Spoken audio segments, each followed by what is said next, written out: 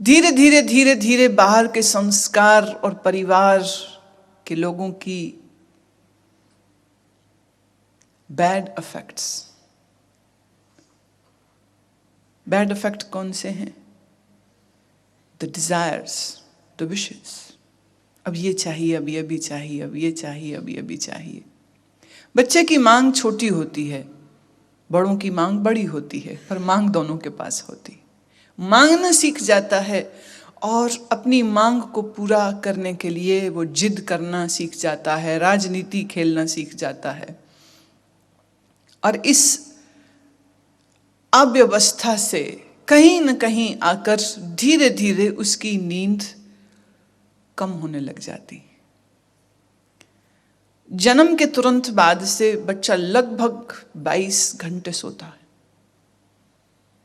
और मां के गर्भ में भी लगभग इतने ही समय तक वो लंबी नींद में होता है। 5 महीने का जो भ्रूण होता है, 5 महीने का जो फीटस होता है, उसका उठना, जागना, पैर हिलाना, वो सब ठीक उसी तरह हो रहा होता है जैसे 1 महीने या 2 महीने के बच्चे का होगा। एग्जैक्टली बिल्कुल वैसा ही। मुस्कुराना, गुस्सा करना गर्भ में ही शुरू हो जाता है। माँ अच्छा खाए नहीं तो भी, माँ अच्छा सुने नहीं तो भी,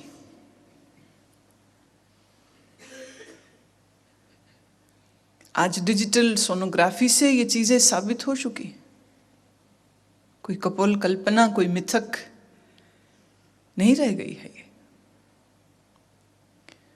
माँ अच्छा संगीत सुनती है तो मुस्कुराता है, माँ अच्छा संगीत नहीं सुनती है तो पाँव मारता है, जैसे कह रहा हो कि बंद करो इसे। उसके चेहरे पर क्रोध की रेखाएं भी आती हैं, पर फिर भी लंबे समय तक वो सोता रहता है। जन्म के बाद भी 3-1 महीने तक उसकी नींद बड़ी गहरी होती। कितना ही शोर हो रहा हो, कितना ही आसपास में कोलाहल मचा हो, पर बच्चा अपनी नींद में, क्योंकि नींद अभी उसका स्वभाव है, अभी उसके शरीर को चूंकि बढ़ना है, ग्रोथ होनी है, उसके लिए नींद आवश्यक है, इसलिए वो सोता, लंबे देर तक सोता है। और सो रहे बालक का कभी तुम चेहरा देखो तो उसके चेहरे पर वैसी ही शांति की रेखाएं होती हैं जैसे ध्यान करने वाले के चेहरे पर। उसके चेहरे पर उतना ही ठहराव होता है, क्योंकि अभी उसके स्वप्न शुरू नहीं हुए।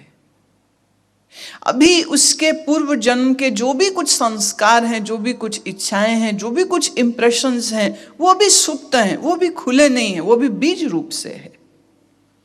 खाएगा, सोएगा, भूख लगी हो तो रोएगा, या पेट में कुछ तकलीफ हो जाए तो रोएगा, अन्यथा वो लंबे समय तक या तो सोएगा, थोड़ी देर अगर आंख खोलता है तो उसके आंख में एक आश्चर्य होता है, एक हैरानी कि फिर आ गया, फिर से इस नए लोक, इस नए घर। माँ बाप खुश हो रहे होते हैं, हमारा बच्चा, हमारा बच्चा। और कभी तुम 3-4 महीने, 6 महीने तक के बच्चे को देखो तो उसकी आंख में एक हैरानी होती, और वो शायद अगर उसके भीतर जो कुछ चल रहा है, अगर किसी तरह से हम उसको पकड़ पाएं, कोई यंत्र ऐसे कल को बन जाए। जापान में ऐसा यंत्र बनने की फाइनल स्टेज में है। एक ऐसा इंस्ट्रूमेंट जो बच्चे के पास रख दिया जाएगा, और जितनी आवाजें ये बच्चे निकालते हैं उन आवाजों को डीकोड करके बताएगा कि ये क्या कह रहा है, क्योंकि उस समय भी वो कुछ ना कुछ कह रहा होता है।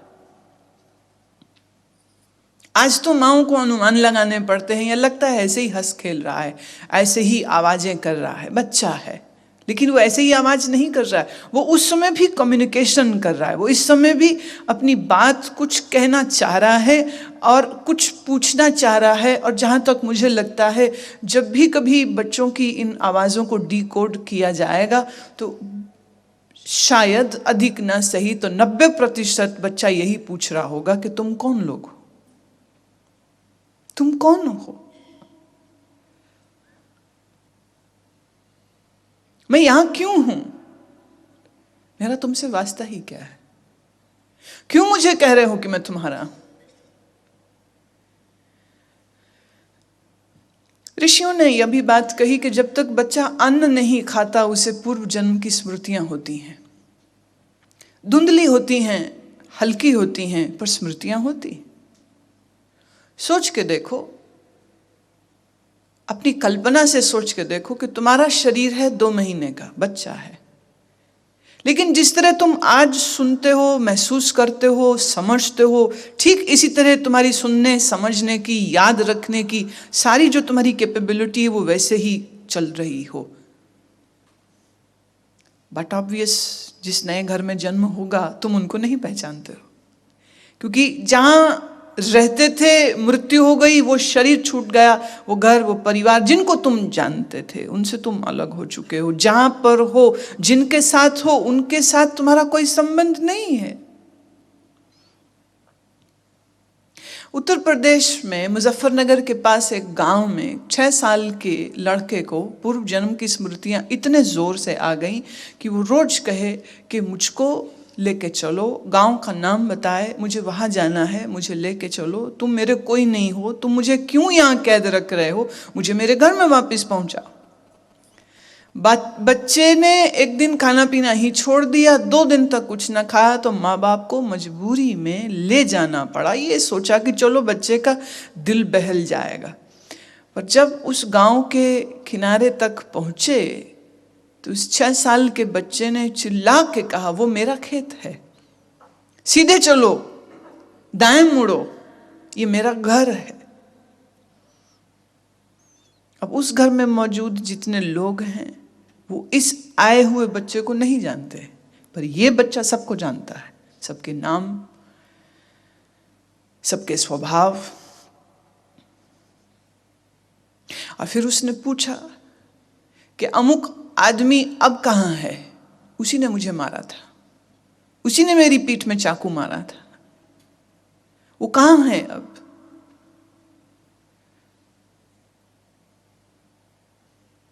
लोगों ने कहा कि इसको कैसे पता है, इस बच्चे को कैसे पता है कि हमारे पिताजी की मृत्यु चाकू लगने से हुई थी? और हम लोग आज तक नहीं जान पाए कि किसी ने उसको मारा तो क्यों मारा, किसने मारा और क्यों मारा हम नहीं जानते, ये कैसे जानता? उस आदमी को जो जिंदा था अभी जाकर के मिले और उन्होंने कहा कि देखो, जो हो चुका है सो हो चुका है, हम तुम्हें किसी थाने कचहरी के चक्कर में नहीं डालना चाहते, पर हम तुमसे इतना जानना जरूर चाहते हैं, क्या तुमने हमारे पिता को चाकू मारा था? ये आदमी बूढ़ा हो चुका है, उसको भी अपनी मृत्यु दिखती होगी। डरे और सहमे हुए इस आदमी ने इस आश्वासन पर कि इस बुढ़ापे में उसको थाने कचहरी में नहीं ले जाया जाएगा, उसने स्वीकार किया कि हाँ, मैंने ही मारा था। 6 साल के शरीर में मौजूद ये जीव अपने पुराने घर, अपने परिवार के साथ इतने घनिष्ठता से जुड़ा हुआ है कि वो अपने नए घर में जाने को भी तैयार नहीं।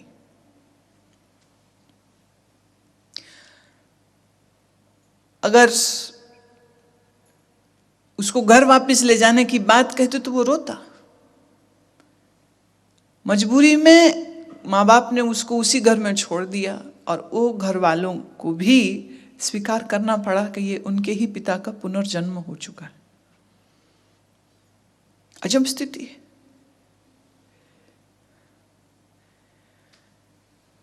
शरीर से छोटा है, बच्चा है, शिशु है, पर इसका मतलब ये ना समझिए कि बच्चा बच्चा ही होता है। बच्चा बहुत बड़ा होता है। बच्चे की रूह बड़ी होती है, जीव बड़ा है, जीव पुरातन है, जीव पुराना है।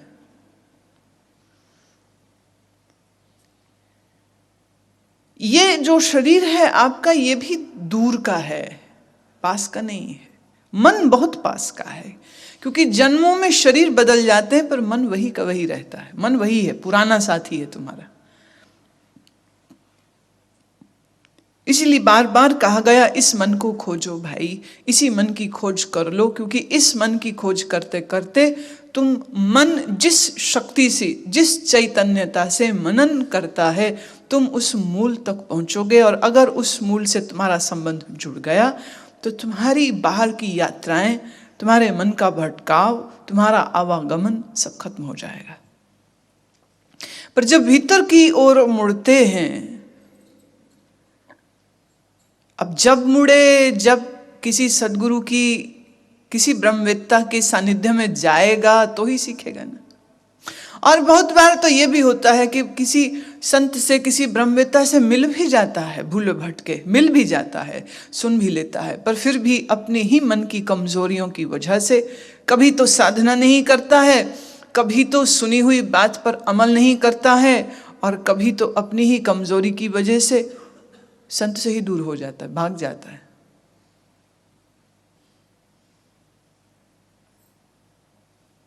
पहले तो किसी ब्रह्मवेत्ता से मिलना मुश्किल, मिल जाए तो फिर भी तुम्हारा ही मन, तुम्हारा कमजोर चरित्र, तुम्हारे संकल्प की कमी, तुम्हारी श्रद्धा की कमी तुमको फिर उससे दूर ले जाती। तुम्हारे ही संकल्प की कमी सुने हुए वचनों को मनन और निधिध्यासन में उतरने नहीं देती। कभी शरीर के रोग सामने आ जाते हैं, कभी मन के रोग सामने आ जाते हैं। तो साधना करते हुए अपने भीतर उतरना सबके नसीब में शायद नहीं होता है। और इसलिए नहीं कि यह नसीब किसी और ने लिखा है, बल्कि इसलिए कि तुम्हारा नसीब ऐसा ही लिख रहे हो, कि तुमने अपने लिए खुद ही ये जगह नहीं छोड़ी है। और परमात्मा के विज्ञान का क्या कहना, उसने तुम्हारे ऊपर सब बातों को छोड़ा ही नहीं है, उसने ये कंट्रोल अपने ही हाथ में रखा। और हर जीव को शरीर के साथ ही एक व्यवस्था दे दी, और वो है नींद। कितना भी दौड़ ले, कितना भी भाग ले, आखिरकार सोएगा। और नींद क्या है? पर्दे के साथ उसी ब्रह्म में लीन होना, पर्दे के साथ, अज्ञान के पर्दे के साथ, पंच क्लेशों के साथ, मोह और अविद्या, अज्ञान की परतें बीच में, पर इन परतों के बावजूद संबंध तुम्हारा उसी चेतना के साथ होता है, उसी परम चेतन के साथ होता है। इसीलिए जितना सुख नींद में आपको मिलता है, जितना विश्राम आपको नींद में मिलता है, तुम्हारे शरीर के बहुत सारे रोगों का उपचार ही नींद होता है। बहुत सारे शरीर की बीमारियों का इलाज दवाइयां नहीं होता है, सिर्फ नींद होता है। और इस नींद से न केवल तुम्हारा शरीर एनर्जाइज्ड होता है, स्वस्थ होता है, बल्कि साथ ही साथ आप अपने मन को एक गहरा विश्राम देते हो। आप अपने मन में एक गहरी शांति का बोध पाते हो, और ये शांति किसी और की नहीं है, उसी की है, उसी परब्रह्म की है। पर नींद के आनंद बोध पा लेने के बाद भी तुम न तो मुक्त होवोगे, न तो ज्ञानी हो जाओगे, दोनों ही काम नहीं होंगे। इसलिए हर आदमी, ज्ञानी अज्ञानी, बच्चा जवान बूढ़ा, सोता है, पर सोने से कुछ ग्रोथ नहीं होती, कुछ बुद्धि का विज्ञान नहीं बढ़ जाता है, विवेक नहीं बढ़ जाता है, कोई चेतना के स्तर ऊंचे नहीं हो जाते। पर फिर भी नींद एक ऐसी स्थिति है जहां तुम अपने मूल से जुड़ते हो, और वहीं से सब रस पाते हो, और वहीं से सब शक्ति पाते हो। पर अफसोस, ये शक्ति पा करके फिर इस शक्ति का नाश कर देते हो संसार की दौड़ भाग करके। फिर खाली हो जाते हो, फिर नींद में जाना पड़ता है, फिर खाली होते हो, फिर नींद से अपने आप को शक्ति से भरते रहते हो। तो नींद एक ऐसी व्यवस्था है जहां हर मनुष्य ईश्वर के साथ एक हो जाता है, उसी परम तत्व के साथ एक होता है। सर्व के भीतर एक अभिलाषा कॉमन होती है, सुख की, आनंद की, ठहराव की। और ये सबको मिलेगा भी एक ही जगह में, वो है परमात्मा से। इस छंद की शुरुआत में गुरु गोविंद सिंह महाराज कह रहे हैं, नमो सर्व माने समस्ति निधाने। तू सर्व के द्वारा मान्य है, everyone believes in you. Now, can be a very controversial statement because there is a huge line of non-believers.